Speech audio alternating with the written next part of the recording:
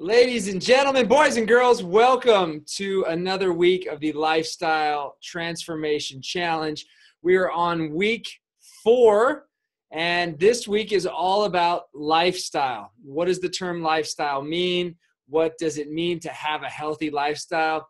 That's going to depend on the person, but we know that having a lifestyle that allows you to live a long life is really what the name of the game is, what the object of the game is. So we're going to talk about 100 ways to live to be 100. We're going to talk about the blue zone and the study of it. How can we become centurions? Centurion is the term used for those who are living to be 100 years or older. And right now, as of this year, 70,000 Americans will turn 100. The longest living human on the planet, 122 years old, and they are saying now that my children and their children's children have the capacity to live up towards 200 years. So I want a piece of that. We want a piece of that. And I talk about it a lot, but I'm obviously much closer to 40 than I am 21. So that conundrum shift happened as I started to see friends around me not look good, not behave good, not feel good, and really not live a good life. And you guys have heard me tell my story about my good friend passing away at the age of 35 on January 1st this year. He lived a very unhealthy life. And whether it's nicotine or it's too much TV or it's alcohol or it's stress or it's work or it's red meat or it's beef, it doesn't matter. All those things take a toll and stress out your body. And stress is probably one of the worst poisons your body can produce because it causes inflammation. And we're trying to stay away from inflammation by eating certain foods and getting proper rest and drinking high alkaline water and doing all these things, recovering and having meaningful relationships and studying and listening to music. So you have this whole array of things that we're doing, but yet we could be totally stressed out, and that stress is going to cause inflammation, which in return is going to cause the cells in our body to shut down. What it really shows is that those cells don't move. So if you look at the mitochondria, if you look at a tiny microscopic cell and you see the way that it moves through your blood, it moves like traffic moves, not like you're stuck in traffic. When you're stuck in traffic, that's what a dead cell or that's what dying cells start to look like. They actually clump together and they don't move smoothly through your body. So we want to stay away from anything that's going to cause inflammation. The 9 pieces of what the blue zone is. So you guys have heard me talk about it. I wrote a blog about it. But the blue zone are these scientific areas around the world that were circled in a blue highlighter or blue marker that showed people living longer than everybody else. The 9 things that they have in common are moving naturally, purpose, downshifting, so releasing some of that stress, the 80% rule, so not eating more than your stomach can actually hold, plant-based food, only eating red meat somewhere on an average of 5 times a month, wine at 5. I don't drink wine, so I'm going to have to figure that one out. I might have to sleep a little bit longer. Belonging, of the 263 centurions that they interviewed, 5 did not believe, meaning 5 were atheist or unknown or didn't fill that box. It's a pretty high percentage there.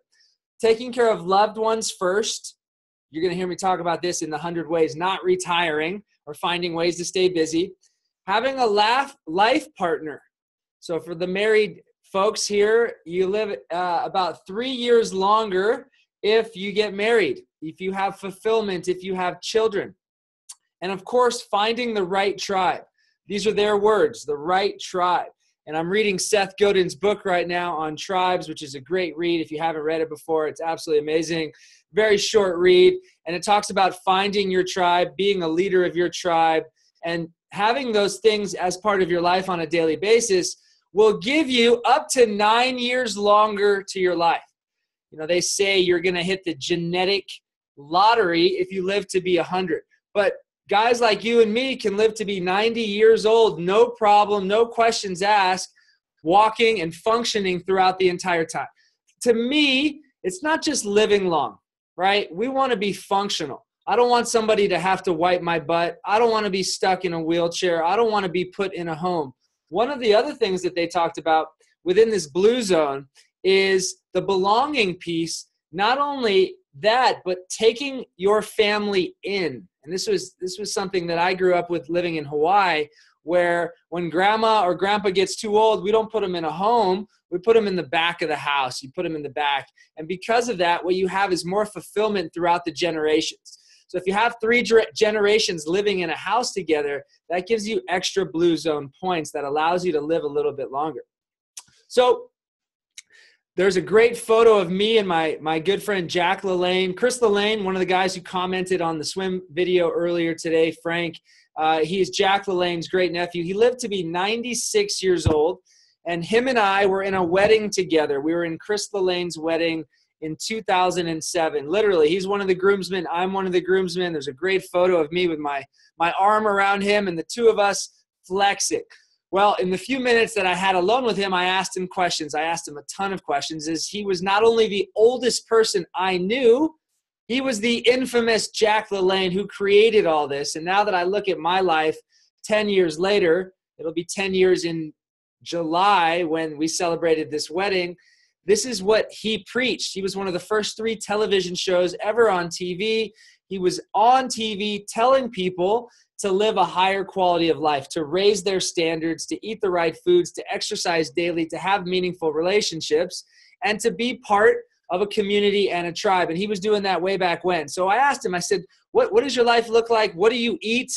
What do you do? And he said in a great voice, I love my wife. I love my life. I eat 3 eggs and some mixed vegetables for breakfast. I eat a piece of salmon and some vegetables for lunch. For dinner, I have some more salmon and some few more vegetables. And I drink a half a carafe of red wine and a half a carafe of white wine. And I mix them together.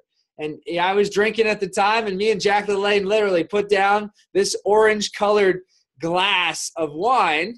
And that's how I remember Jack. And it's absolutely amazing because even before I knew Chris, and not to get on a tangent here with how I met Chris, but Chris LaLanne went to San Diego State with my wife, and he walked into my gym in Palm Desert way back in 2000, and he ended up working for me.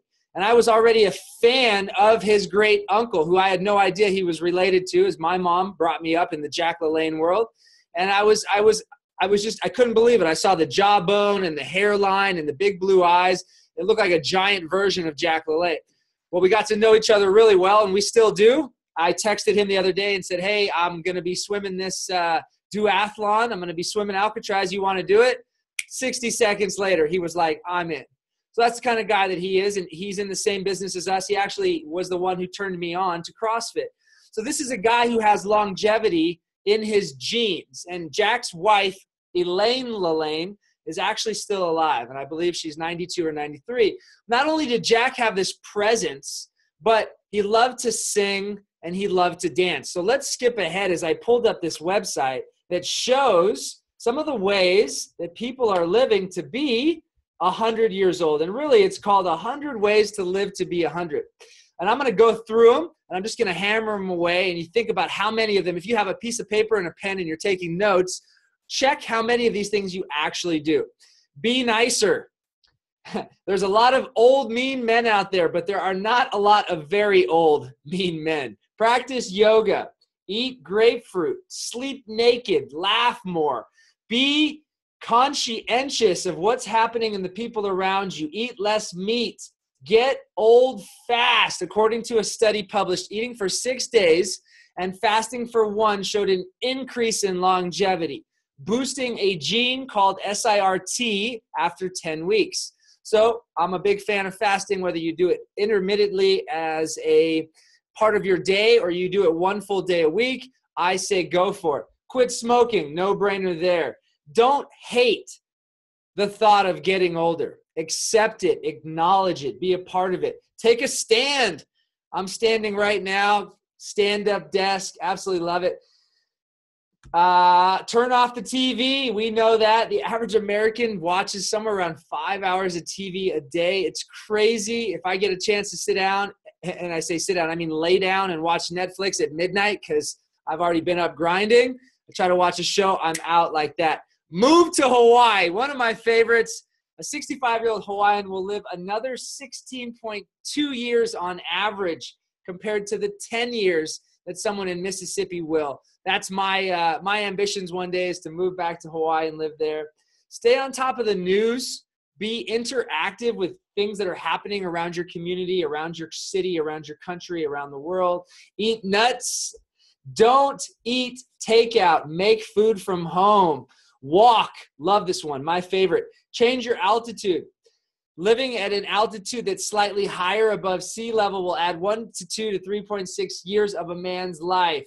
Get married. Talked about that earlier. Marry someone younger. This was kind of new for me. If you're elderly and on your own, it's easy to give up and not feed yourself properly. So having a wife younger than you as you do get older is great. Unfortunately, my wife and I are the same age, so I'm going to have to deal with that one.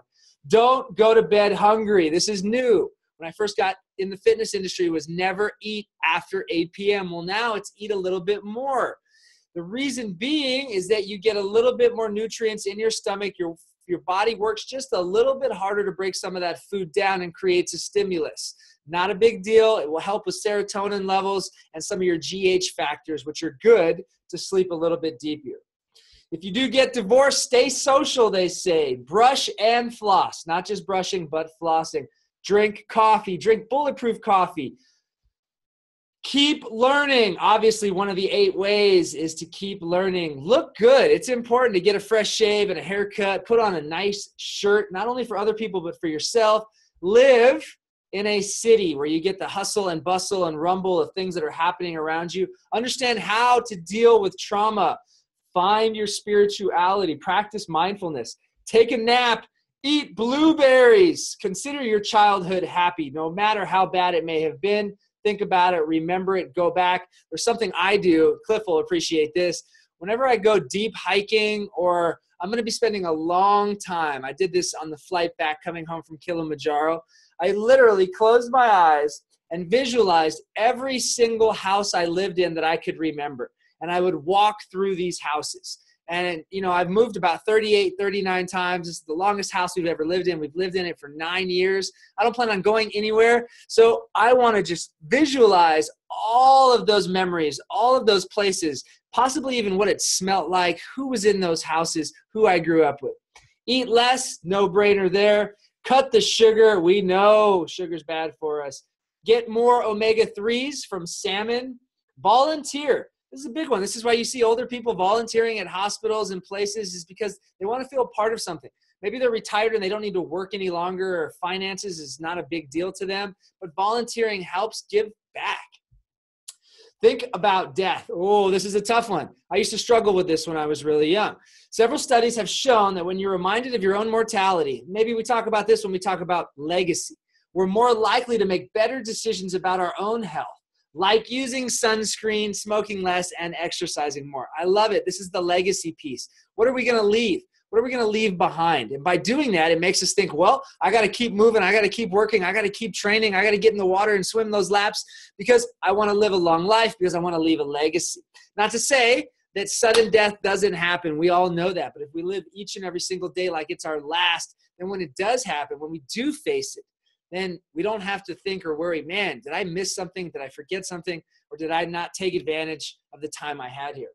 Slow your resting heart rate. No brainer here. I'm going to go ahead and take it a step further and say focus on box breathing. Eat spinach. Always take the stairs. My family and I, at every airport in the world, we take the stairs. And if we're in Vegas and we can't get a workout in, or we're in New York or somewhere, we're taking the stairs all the way up to the top. Don't eat processed meats.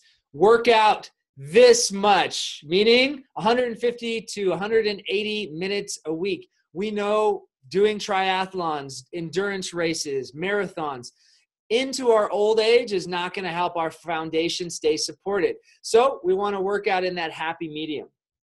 Make friends at work. Smile like you mean it. You can force a smile for all my Kokoro brothers out there that understand the SEAL Fit mentality. They teach you to force a smile in the absolute worst times, and that smile is contagious. They find a way to tell a joke. Some of the Navy SEALs that I know are the funniest guys in the world because they have to use that to get through the pain and the agony that they're going through. Wash your hands. Yes. Run in moderation. Walk, run, jog. Walk, run, jog. Eat broccoli. Find a reason to live. A study of 1,400 senior citizens found that those who believed they were living for a reason had a 30% lower rate of cognitive decline. Be rich. Oh, better access to education, access to healthcare, a lower risk of violent crime. Having more money in the bank means a longer life. Get a pet. I say get a poodle. Get enough sleep. I do say get enough sleep. I think sleep comes in waves, just like work does. 5, 6, 7 hours is really all you need. Every now and then you might need to go 8, 9 hours, but never more than 9, and hopefully nothing less than 4, unless you're cranking out one late night, which then puts you into a deeper work or a deeper sleep the next night. But not too much. Sleepers could face a 30% higher risk of premature death, according to University of Warwick, than anybody else. So do not sleep too much. Have more sex with a partner or with yourself. Go to church. If you're going to church, join the choir. My daughter was actually just asking about that. That's a reminder that maybe we should do that at church. Make healthy changes. I believe all of these things are healthy changes. Take more vacations. Have a couple of kids. Eat Mediterranean. Do vigorous workouts. Dance. Cycle. Don't retire. Eat more fiber. Don't go crazy with vitamins and supplements. This is when I'll stop for a second. You know, the supplement world is a multi-billion-dollar world. And that's the first thing. When I used to work in a Globo gym, people would ask, oh, man, you look so good. What supplements do you take? And it's like, well, I eat vegetables and fruits and plant-based whole foods, and I don't at all. I really don't. I may take a little glutamine or some creatine for an event. I'm starting to take some spirulina, which helps as I go more and more into the vegetarian cave. I take coconut oil, maybe a little fish oil here and there. I might chew on some vitamin C. I might take a vitamin D capsule. But if I don't take it, I don't take it. It's not a big deal. So don't overstimulate your body by taking supplements. Drink green tea. Swim more often, my man Frank. I love it. Swim more often. Keep your mind active. Play crossword puzzles. Live in one of the blue states. California, Arizona is not a blue state. Unfortunately, Nevada is. Hawaii is. Oregon, Washington are. Idaho, Oklahoma are. And then most of the East Coast and Florida are as well. Be creative. I love this one. What are we trying to do in all of this stuff? We're trying to stay creative.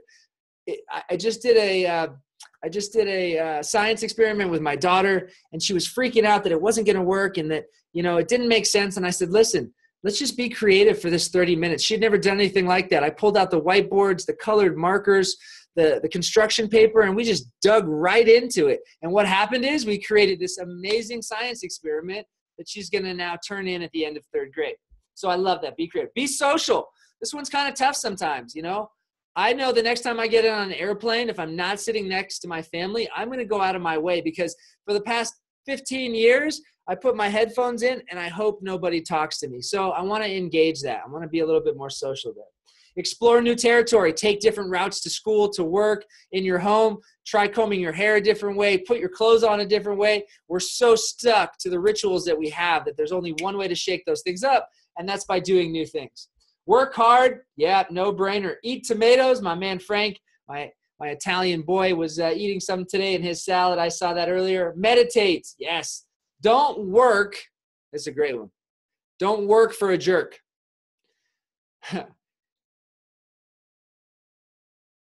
PhD and founder of the Workplace Bullying Institute. More and more research indicates that being bullied and unduly stressed at work can lead to serious health consequences. Also, watch out for the 3rd shift. The 3rd shift has about a 3-year less average lifespan. 3rd shift is that late shift, midnight to 7 or 8 a.m. Only eat when you're hungry. Drink in moderation. I'm going to go ahead and say eliminate drinking altogether.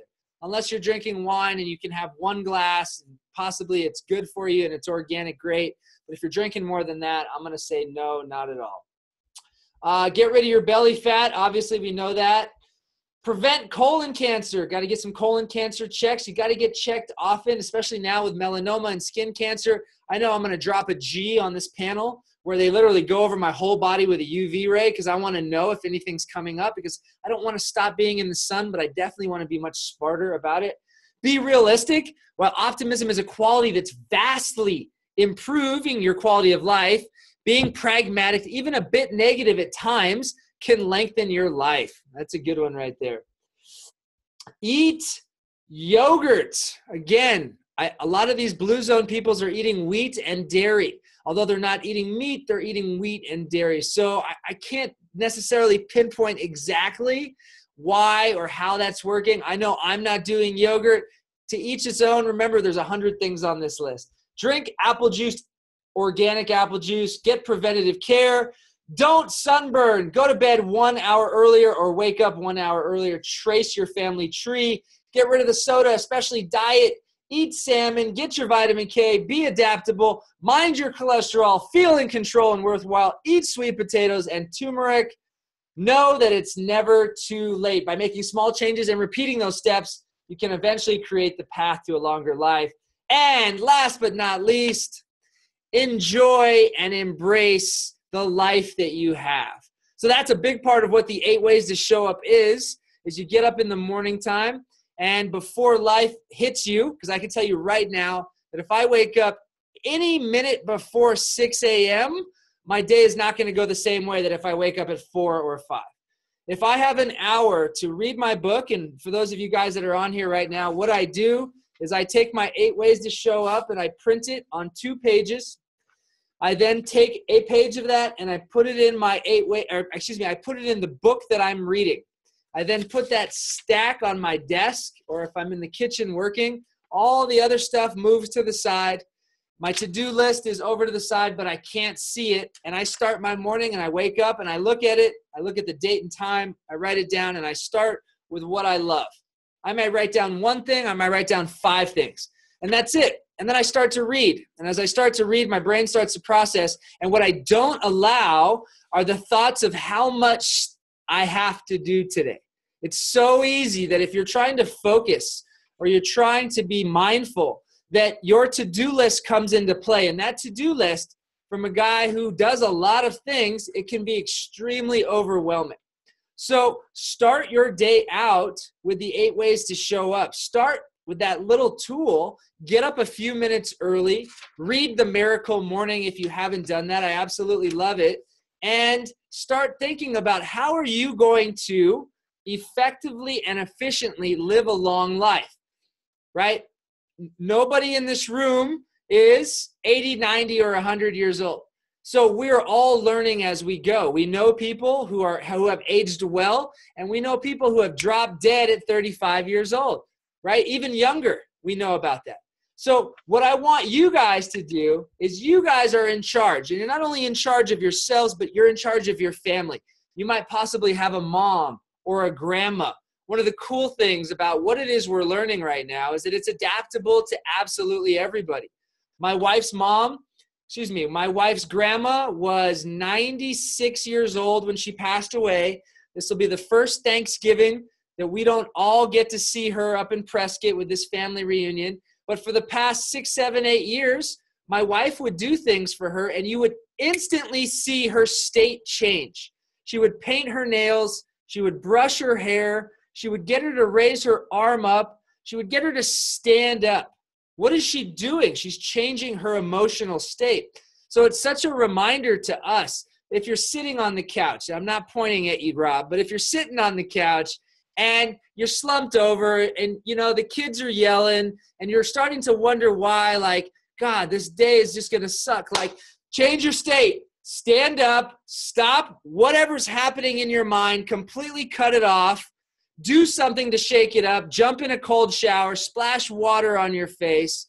Read something. Have a reminder, right? I've got a great reminder over here by Gary Vaynerchuk. I print things out. I have them all over my office, in my room. I put sticky notes. Look, remember, guys, when I used to drive really fast and the state of California said it wasn't legal for me to drive any longer, I would have sticky notes on my dashboard telling me to slow down. You got to have reminders in your life and whatever it is you're doing, both good or bad, that you got to keep going. You got to keep doing things. So when we talk about, and Frank's worked with me one-on-one, when we talk about, like, what is your word of the year? What is the reminder of the dedication and the commitment that you're putting into yourself? It could be as simple as longevity. I love that. Why don't we do that? Why don't, when people introduce you, when you get a chance to introduce yourself and you're at a party or you're at an event, people say, what do you do? I say, oh, I work at Living to be 100 years old. And I teach other people how to do it too.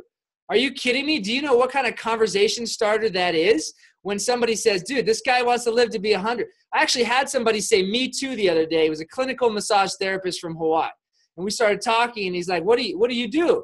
I was like, well, I'm a full-time dad. I'm a full-time coach. I'm a full-time husband. But really, I just want to live to be 100. Because if I live to be 100, and let's say I'm still standing, I got somewhere around 62 more years to keep inspiring and teaching people to live to be long, to live a long life. And I can tell you right now, if you follow some of these principles, and we're still living in North Scottsdale in a couple years, Rob, like 50 or 60 or 70, then guess what? We're both winning here. Because I know whatever education and information you've learned yourself, you're going to pass it on to your wife. You're going to pass it on to your daughter. It may not be everything, but I guarantee you there's one thing along this journey that you've picked up that you've said, you know what? I got to call somebody. I got to tell somebody, right? It could be as simple as like, oh man, I got to go throw some sunblock on. Today, my live message of the day was on the long game. And I'm not going to get into business or entrepreneurship or scaling up, but the long game is what we're all in. And you can apply that to your business. You can apply that to your profession, your relationships. Look, if you're a single guy, and I got 2 single guys on the line, and I got 2 married guys, but if you're a single guy and your average relationship lasts somewhere around 2.1 days, then you know what? You're not worried about the long game. And that may be okay, but as you start to look at your life and you start to look down the road and you start to look at, hey, you know what? Maybe I'm done playing this game, as I've had these talks with a lot of my single friends who are now like, dude, I'm done. I'm sick of it. It's too easy. All I do is swipe left, swipe right, and go to the bar. If you're done with all that, then you got to start thinking about how you're going to play the long game. And for the married men in the room, right, we're in this thing for life. Right?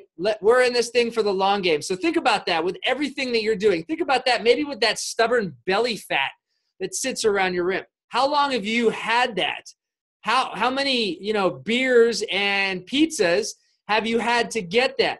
Now, how long is it going to take to get it off? Well, if you don't want it by June 1, that's okay. You don't need it by June 1. But if you say, you know what, in the next year or 2, if I do these things, I'm going to get rid of that belly fat. Now I'm starting to look at that. And honestly, belly fat is important to have. Just enough, right? We don't want to have 0 body fat. We want to have just enough. We want it to be healthy body fat. We want it to be the kind of body fat that supports energy, so that when we do use those energy stores, we do use those cells, that's what we're using, is we're using fat to then burn and use the energy that we have. So any questions so far? Does anybody have a longevity story that they want to share? Any challenges, anything happening so far in these first 4 weeks that you guys want to talk about? It's that easy. Everyone here, you guys got it. Well, look, there's lots of ways for you to practice your lifestyle. It's the fitness, it's the nutrition, it's the mindfulness. Those are the big 3 that go into the bucket of lifestyle. From that, we then have the 8 ways to show up, which is love and reflection and education and mindfulness and sleep. We have all those things. Then we have our business and our meaningful relationships. We have all these things that we work on independently and individually. Next week, our last week together, our focus is on mastery. So now it's like, okay, great. Right? We just graduated high school on how to live a higher quality of life. Well, how do we get our master's degree? Right? How do we get our doctorate in that? And it's not going to happen in 35 days. It's not going to happen in 35 months. This is a lifelong game. When you get done with this challenge, you may go back and have a beer or a slice of pizza, or you may decide to sleep 10 hours, or you may have your Wi-Fi on next to your head 32 days in a row. But eventually, if you start to practice all these things, these habits then become habitual and they become part of your life. So think about that in what you're doing. Think about that the next time you have to make a decision. Whatever decision I make, what am I going to think about 10 years from now?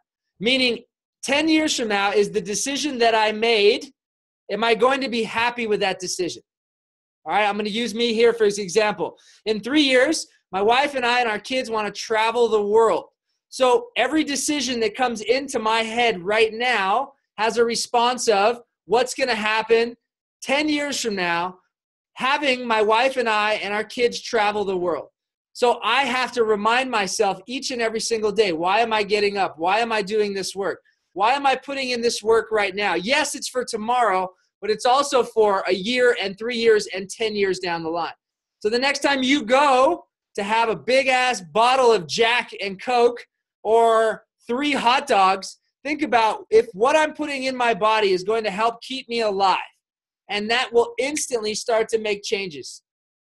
What you eat and what you put in your body is a 3-day investment. How you treat yourself stacks up over time. We call it the compound factor. So it starts to add up. It starts to take a toll on you. How many friends do you have that are the same age as you that look 20 years older than you because they haven't taken care of themselves? We have our 20-year high school reunion this year, and I guarantee you, people are going to be like, dude, look at Luke. He's a wax museum. Right? Because I'm working on that all the time. And I don't mean it in a superficial way. I just mean I'm taking care of my body. I'm taking care of my mind. I'm taking care of my lifestyle. And I'm happy to share that with everyone. So those of you guys in the room right now, or anybody who watches this or listens to it later on, I want you now to start taking my shoes. Take my role. Become the coach of your family, of your business, of your kids, of your business, of everything that you're doing in your life. You now take on my shoes and you teach more people to do the things that you're doing right now. And what you'll start to see is if you learn something, you learn it 1 time speed. If you coach something, you learn it in 5 times speed. And if you learn it and coach it or learn it and teach it at the same time, it happens in 10x speed. All right, I'm going to the chat lanes. That's it. That's all I got, guys. Next week is our last week. And since I have only men on the call right now, yes, there's going to be some continuing education. There will be a private mastermind group with men only that will be kicking off as soon as this thing is over. We'll actually take about a 10-day break, and it'll be more intense. It won't just be kind of the super or the top layer of what it is we're doing. It'll be more proactive. It'll be more intense. It'll be more encouraging. We'll dig deep into the things that you guys may be struggling on that you don't feel really comfortable talking about in a large group setting. Appreciate you guys. Luke Kayam, living every single day with purpose, passion, and positivity. Matt, Rob, Cliff, Frank, you guys have an amazing night, and I'll talk to you guys soon. Peace.